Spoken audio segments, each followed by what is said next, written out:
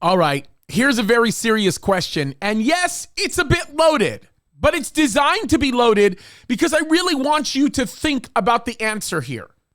How many times have you ever looked at something or heard about something miraculous that's taken place in another person's life, and in the back of your head actually think, no, that's not possible, not for me? I'm not saying that you're not believing that it happened. I'm saying that you look at it happening and you think, well, that could happen for other people, but it certainly can't happen for me.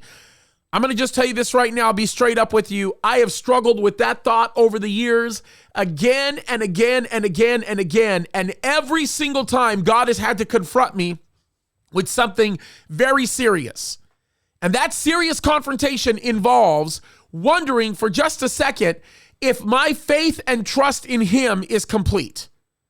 The problem is, every time I look at myself and I think it can't happen for me because I'm different, or maybe I'm different so it doesn't apply to me, sometimes that happens too, it is absolutely a manifestation of the flesh life that I choose to capitulate to, because anytime I'm in the flesh, I think about me. I think about myself.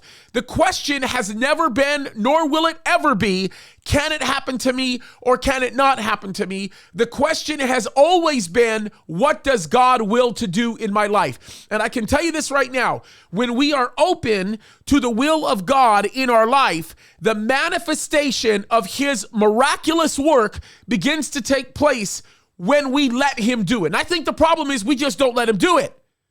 Today's service, we're going to talk about that. We're actually going to have a discussion about a blind man who had more vision than anybody else around him before God had actually restored his physical vision. Why? Because he trusted in God and knew that God could do what he was wanting God to do if God was willing to do so. And the bottom line is this: we need to stop looking to self and start looking to God and say, God, here I am. I'm not asking you to do anything specific. I'm just asking you to do what you want to do in my life. And the very moment you begin to have that attitude, I can make you this promise: you'll see incredible miracles take place. I am one who is a recipient of miracle after miracle after miracle after miracle because of the grace of God in my life. And me simply saying, God, I'm going to let you do what you want to do. And the very moment I let God do what he wants to do, I begin to see great things being done. Why? Because I'm not doing it, God's doing it, and you guys should be excited about that because God wants to do something spectacular in your life. And yes, the only way it can be done is through supernatural power and strength. Why? Because it's a supernatural action, and God wants to do something powerful in your life. Let me venture to say this.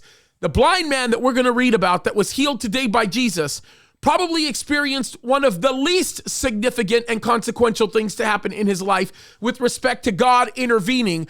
I can promise you from that moment on, God intervened in his life in ways he never thought possible. Let's forget the thought about his sight being restored. What about the full and powerful work of God in his life, the supernatural work of God in my life and yours? Are you open to it? Because if you are, you're in for an amazing treat. So guys, open up your eyes. God can do something great.